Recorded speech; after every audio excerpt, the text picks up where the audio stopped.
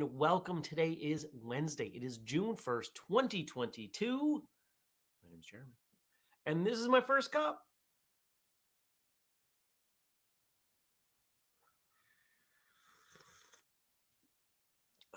It's June. June is my birthday month. Did you know that? I bet you didn't know that. Now you know that, so you can send me lots of presents. No, you don't have to send me presents. You can just show up to the show, and I will be happy. How was your Tuesday? What did you do? Tuesday. Tuesday was meetings with lots of short gaps in between and not a lot of productivity because of it. As many of you know, I don't do well switching back and forth from one thing to the next. I need some time to focus. When I have meetings, I don't get to do that. So I pretty much just almost threw away the day. I've got boxes packed for a bunch of orders that came in, including orders yesterday. And those will go to the post office today. And I didn't even leave the house. Actually, that's not true. I ran out to the dentist. Good morning, Brian. Good morning, John. See, I acknowledge you guys when you type something in the chat. I see you watching. I just don't know who's here. Good morning, Dennis. Where's the banner? I got to turn off. This one. We'll turn this one off. Ran out to the orthodontist quickly. They messed up. They're like, oh, we were supposed to make you this thing. We made you this other thing. You already have like 6 of them. I'm like, oh.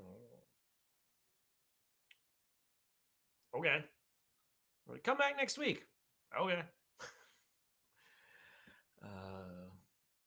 So I was at my desk doing a bunch of meetings. Watched some TV, went to bed early, cleaned up the house a little bit, put some more plants outside. Went to bed really early, needed it. I was exhausted. What's the earliest you've ever been to bed? Not when you've been, well, let's say not when you've been sick. Because I've spent plenty of days where I've just been in bed all day, and I could say, well, I went to bed at 10:30 in the morning. But I was in bed a little bit after 8 yesterday. And I'll tell you, there were a few years ago, I would have rejected that. But I slept until my alarm at 5:45, and I needed it. I feel better. I feel rested. It's the whole idea of going to sleep, isn't it? Feeling rested. You're not just passing time from one day to the next. You're actually trying to accomplish something. And I think we need to be better about approaching it that way. Good morning, Mark. And who else is here? Jenny. Dennis says he's been to bed probably around 7:30.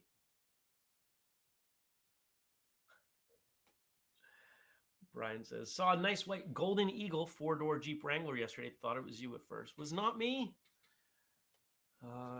Could have been me over the weekend. I couldn't remember the exact number for your house, but I did drive by your house on Monday.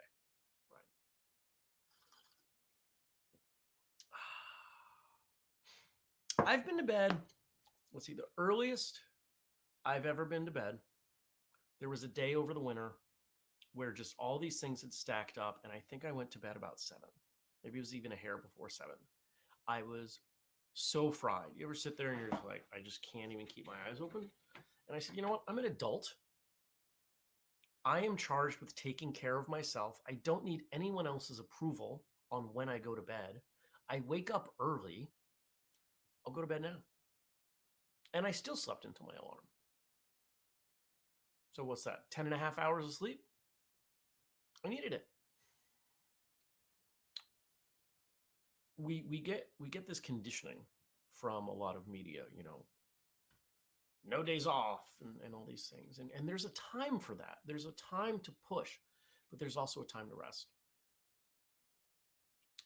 The people who do the best in physical pursuits have time off. They have rest. They have recovery.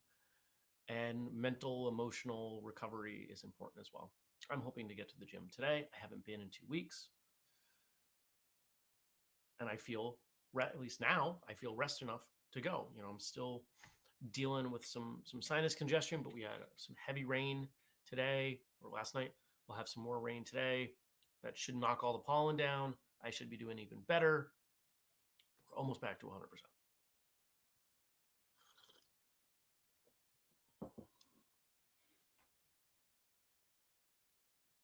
Sounds like a nice Jeep, Brian. Jenny says, I've gone to bed as early as 4 a.m. while I was working night shift. LOL. Outside of that, probably as early as 6 p.m. Some days I need to tap out and reset. I completely agree. You know, we have these societal standards like, why are you going to bed so early? So what? What am I going to do between, let's say I wanted to go to bed at 7, and let's say I felt I had to stay up till 9. What am I going to do between 7 and 9 that's more valuable to me than healing my body? Nothing. There's no TV show or movie on earth that is more valuable than healing my body. Once I started to look at it that way, I started going to bed when I was tired, regardless of what the clock said. Yesterday, I was sitting here and realized I was kind of nodding off. I'm going to bed. I don't care that it's 8 o'clock. So what? Good morning, Andy. Drinking coffee today. Man, is coffee good. What else is going on? I've got to get outside at some point today and mark out the things that the landscaper can't hit with the mower, because the grass has grown high enough. He's going to miss things. He's not going to see the fire pit. There are raspberry bushes out front that need to get marked. So I'm probably going to do that today. That'll probably be a break at some point. I got to go to the post office. I'm going to go to the gym. I got to do the books. And there are some other things in there that I'm going to try to get to. We will see how they go. I'm still not feeling horrendously motivated at a lot of stuff. I'm getting done what needs to get done. But I'm still working through. I had a conversation with somebody yesterday. They were asking me, essentially, how do you prioritize? How do you handle it when you have too much? And there are two things that I do. One, I recognize that things are not going to get done. And things have to be prioritized. If you've got 10 hours and you've got 10 hours of really important things, and then you've got 4 hours of kind of important things, the kind of important things aren't getting done. And you have to be okay with that. And maybe you messed up letting them sit too long, or maybe somebody's going to be upset with you. So what? One of the things that I've learned to do, we don't promise shipping time on any whistlekick stuff. We just don't. Things we have in stock, we don't promise anything with it. There are days, we sent out an email on Friday saying, hey, we have gear, which, by the way, we are now out of several things already in less than a week. Guess I got to order more. It's not a bad thing. Some orders came in Friday afternoon when that email went out, and those boxes will hit the post office at the end of day Wednesday. Now, I could look at that and say, man, if I was that customer, I would love to have things shipped sooner, and I absolutely would. But I've got to balance everything. Is that customer more important than that other customer, more important than all of these other things? I was going to go to the post office yesterday and realized, oh, I have to go there for a client. I have a client that I check the mail for. I have to go there today, meaning Wednesday. Let's wrap this together. Let's be efficient with our time. Because it's got to get done. Be efficient.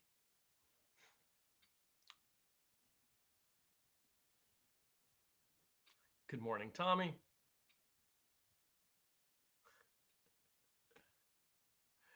Dennis says, the wife prioritizes what I need to do every day. I prioritize whatever is left on my list. Ha. And then he adds on, whistlekick shipping time is phenomenal in my humble opinion. Well, most of what Dennis is experiencing is when he buys, most of what you buy, Dennis, in fact, I don't think you've ever bought gear you're buying apparel, and all the apparel is made to order. And I will say that most of the time, the company that we work with, Printful, does a ridiculously good job of getting stuff shipped out soon. They do a great job. I'm really thankful for them. Sometimes, it depends on the item, things take longer than other things. And there are things that come from overseas, like the shoes, those are coming from China. So those take a while. I ordered shoes 2 weeks ago. There isn't even a tracking number yet. There's some long list of shoes that they're making, I'm sure, and eventually mine will come to the top, and they'll make them and put them in a box, and they'll probably go on a plane. I don't think they go on a boat. Doesn't seem like it takes that long, but they'll end up on a plane, and who knows? It's fine. We're martial artists. We can handle patience. Jenny says, Trekkie, aka Star Trek. Fun fact, engineer Scotty used to promise to finish things in more time than he needed, so he always finished ahead of schedule. He earned a miracle worker reputation for this. I do the same thing. I used to tell my staff in the IT days, under promise, over deliver. If you think it's going to take 2 days, tell them it's 3, do it in 2, and do something extra. And point it out to them. If you don't point it out to them, it's useless. Hey, yeah, we thought we're going to need this another day, but managed to get through it today. And while I was in there, I even did for you. People love that. Under promise, over deliver. If you can do that as part of a business philosophy, you'll do fine. Yep. Once in a while, give something out for free. You know, most of those boxes over there have free little bits in them, stickers and whatever else. You know, they don't ask for it. They don't know they're getting it. I don't always do it. Depends on the order. Depends on how I'm feeling. If you always do it, people come to expect it. If you do it once in a while, they're thankful.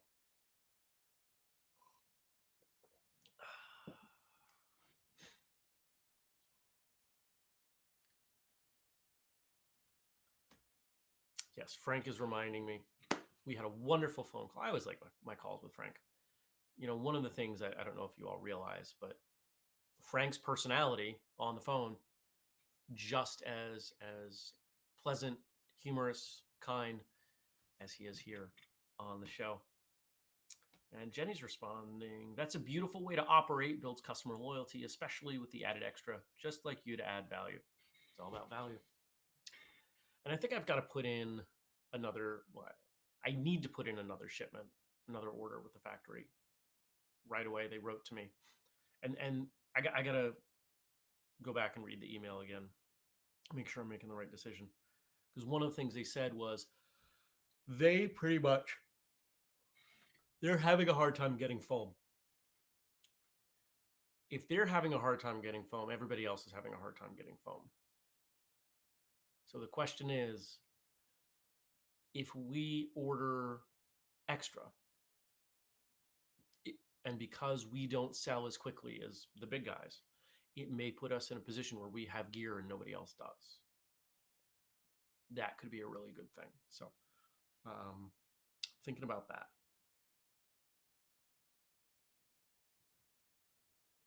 I have to do some checking with our numbers. Good morning, Stacy. So today is a pretty straightforward Wednesday. Love to know what you all are doing today. I'm expecting to go outside and see the plants, having taken up all that water overnight, going crazy. So I'll do that. I don't know. We'll see how rainy it gets. Where's my phone? Let's check the weather. Checking weather. Nope, that's my calendar. I just default to looking at that. It's gonna rain again starting at noon for the rest of the day. So okay. So basically, assuming it does that, I'm not getting outside today because I have a call from 10:30 to 11:30, and Well, if it holds off, maybe I do that. Slim chance. We will see. All right. I gave you all a bit of a homework assignment. I asked you, how did I phrase it?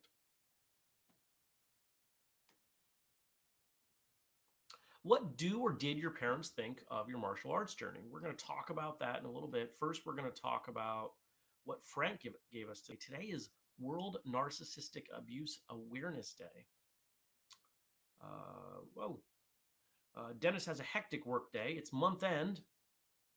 And then Superfoot virtual class this evening. Brian says, waiting to hear from the credit union. Buying another Volkswagen. Gasser this time. A model I've always wanted. Stay tuned. Good luck. And Stacy has work today.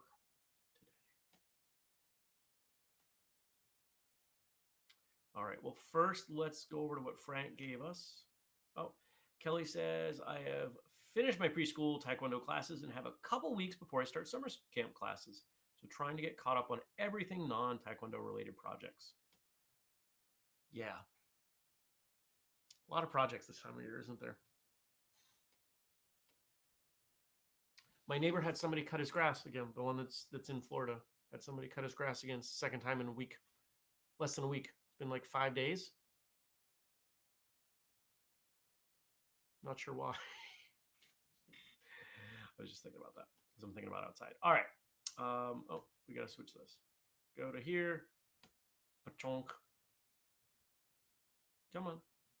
There we go. All right. World Narcissistic Abuse Awareness Day is observed annually on June 1st. Have you ever known any narcissists? I have. It was created to educate the general public about narcissistic abuse, support and empower abuse survivors, and prevent others from ever experiencing this kind of abuse. The term narcissism derives from the Greek myth of Narcissus, a beautiful young man who fell deeply in love with his own reflection in a pool and eventually died because he was unable to stop looking at himself. It refers to a personality style characterized by excessive self-centeredness and selfishness. Pathological levels of narcissism may be a sign of narcissistic personality disorder. I have definitely known people that fit that description. People with narcissistic personality disorder have an exaggerated feeling of self-importance, excessive craving for admiration, and reduced levels of empathy to other people's feelings. The problem with NPD is that many of those affected do not realize they have a mental disorder that needs treatment, and some of them end up abusing people in their lives. According to statistics, between 1 and 6% of all people suffer from NPD. This number does not include people with other cluster B disorders that have similar traits, such as antisocial personality disorder, borderline personality disorder, histrionic personality disorder. Although, as we've already mentioned, not all people with NPD are abusers, some of them are. And an aside, I would say they all are indirectly. Their victims may include partners, parents, children, friends, and coworkers. So the number of people potentially affected by narcissistic abuse is huge. A lot of people affected by narcissistic abuse don't even realize they're being abused, which is especially true for children raised by narcissistic parents because they don't know any better. This type of abuse is psychological and emotional. Unlike physical abuse, it leaves no marks and often goes unpunished because there are no laws prohibiting name calling or mind games. Narcissistic people often come across as charming, kind, and supportive, but there are signs that indicate you may be experiencing narcissistic abuse. Narcissistic abusers damage their victims' self-esteem by making them feel useless or worthless so that they rely solely on their abusers for validation. Force their victims to change in order to fit the wants of the abuser. Subject their victims to gaslighting, making them question their own experiences and feelings. Isolate them from family and friends. Other common signs of narcissistic abuse include constant shaming, criticizing, belittling, blaming, lack of empathy, projection, twisting things around, and blaming victims for their actions, persistent lying, silent treatment, emotional blackmail, making a competition out of everything, ignoring victims' boundaries, and invading their privacy, and more. World Narcissistic Abuse Awareness Day was launched in 2016 to raise awareness of a type of abuse that often goes unnoticed and is difficult to prove, yet has lasting and harmful effects on those affected by it. It aims to educate people about the signs of narcissistic abuse, teach them how to avoid it, and provide resources for survivors. So I'm curious, how many of you have had a um, beyond casual, so like a strong friendship or romantic relationship or employment situation, etc., with someone with narcissism? It's only been in the last year that I've realized I tend to gravitate towards men with narcissistic personality disorder. They end up being my best friends. And then as the curtain pulls back and I start to see what they're doing, I realize, this is not someone I want to be around. And I suspect it comes from growing up without a father, without a really strong male role model. And let's face it, people with narcissistic personality disorder tend to be pretty strong people. They're confident. They're on the surface, they're great people to be around, and so I gravitate towards them. And we have plenty of them in the martial arts, that's for sure. And then as you get to know them, you realize, oh, you're damaged. You're not healthy to be around. And then I kind of pull back. The most recent person was someone that about a year ago I stopped spending time with. So, yeah.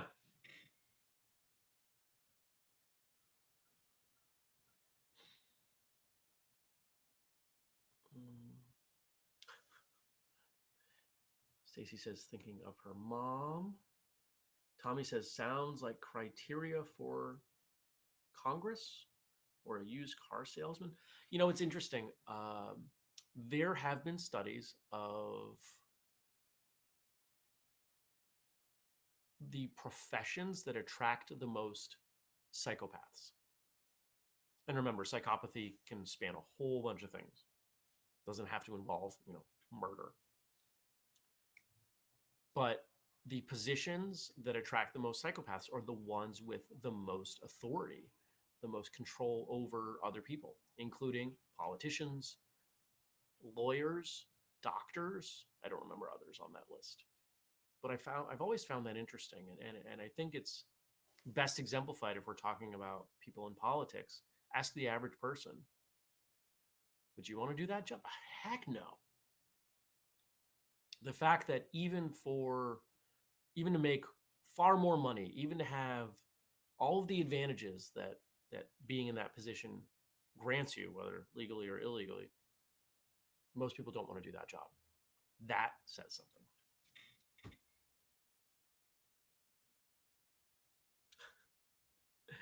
something. Mark says, this is in reference to martial artists. How long do you have?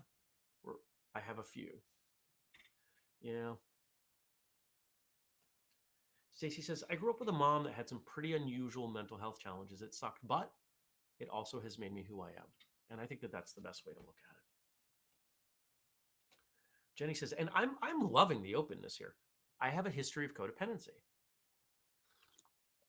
Essentially, I thrived on being needed by other people and sacrificed myself to make others happy. I've probably known people who treated me this way, but I never recognized it. Wow. And, to talk about codependency, that was my 20s. I grew up not receiving the type of love that I wanted. And so I would do anything I could to make people around me feel good because I didn't grow up with much of that. And so I hoped, I guess expected, that if I treated people that way, they would treat me better. That's not how it works. And once I figured that out, I realized, you know what? I'm just going to be me. I'm going to take care of me first.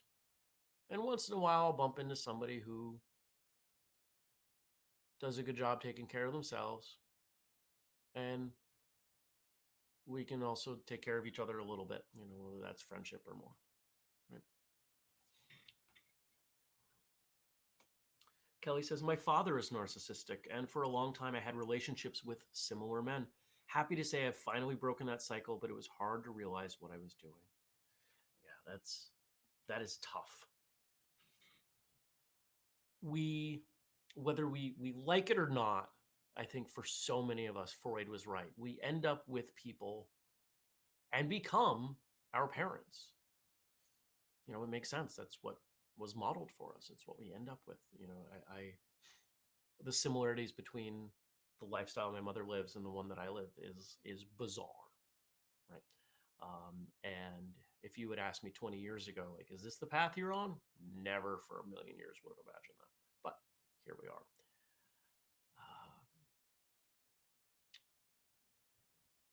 And I think as we recognize these things about ourselves and our patterns, it gives us the opportunity to work on them if we choose. Not every pattern is one that we're going to exert the energy to change. You can't change everything about yourself. You can change anything about yourself, but you probably can't change everything about yourself because it takes time. And a lot of these things take a lot of time and a lot of energy. And we have a finite amount of time. But it doesn't mean you can't be the person you want to be. Josh, who, for those of you who don't know, is professionally qualified to speak on this subject. Man, there are tons of narcissistic folks in medicine, though it often gets couched as altruism, helping people to feel appreciated.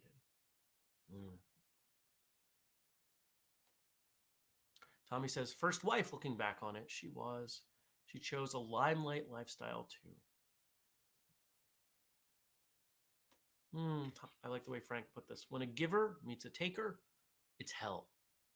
But when a giver meets a giver, it's heaven, or at least it can be. I've known other givers, and at points in time where I was not comfortable receiving, made it tough. And there are good people that I know. I kind of, I don't want to say pushed out of my life, but did not create the conditions for them to remain because I wasn't comfortable with them being givers. I wanted to be the giver. And it didn't work out. That's okay. All right. So we are not going to have time to get to this question in the Facebook group, this idea, and we'll talk about it tomorrow then. What do or did your parents think of your martial arts journey? If you haven't responded to that, and we did receive a lot of comments, and I'm going to be honest, there are comments from people in here that I never imagined were going to comment. I see stuff from Dennis and honestly people that I don't think have ever watched the show, which is kind of cool. But it gives you all the opportunity to respond. Now, if you don't do Facebook, you can email me, jeremy@whistlekick.com, and I will keep your comment aside and read it tomorrow. We'll probably get to it tomorrow. Who would have imagined we'd have this much conversation about narcissism and narcissism in the martial arts? I mean, think about it. The hierarchy of martial arts is a perfect illustration of what narcissism can look like. People who, we've all known, I mean, not all of us, but many of us have known school owners who end up in this position where they demand adoration from their students. And the structure of traditional martial arts makes that easy to enforce and maintain.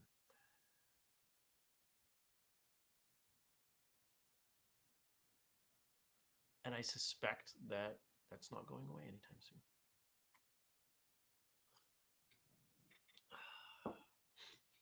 Tommy says, this put me in deep thoughts. Thank you. Well, you all know that's my goal. I want you to think. And I want to thank you for coming by. The whole point of this show is that we get together, we chat, we support each other, we think, and hopefully all that wrapped together enhances our relationship with the traditional martial arts. That's the goal. If you pull a little bit once in a while you're having your coffee or your tea from this show, I think that's a great thing. And for those of you who come by once in a while, that's great. You don't have to be here every day. And for those of you who can only make it for the first half of the show or the back half of the show, that's fine too. I'm glad that you're here. One of the things that I think is so incredibly valuable about this show is the conversation in the chat. And the majority of the chat happens on Facebook. That's just where the critical mass is. So for those of you who come in on Twitter or Twitch or YouTube, sorry, I can't make it happen.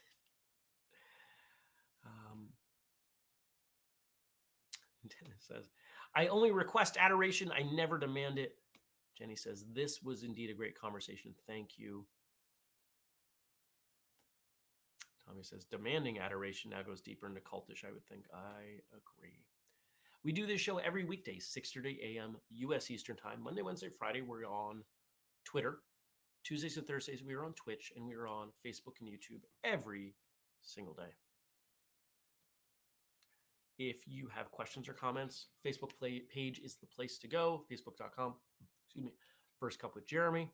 If you don't do Facebook, email me, jeremy@whistlekick.com. And if you want to support us in all the things that we do, if you want to pick up a mug or a sweatshirt, if you want to check out the sparring gear that we have, go to whistlekick.com. Use the code FIRSTCUP15 to save 15%.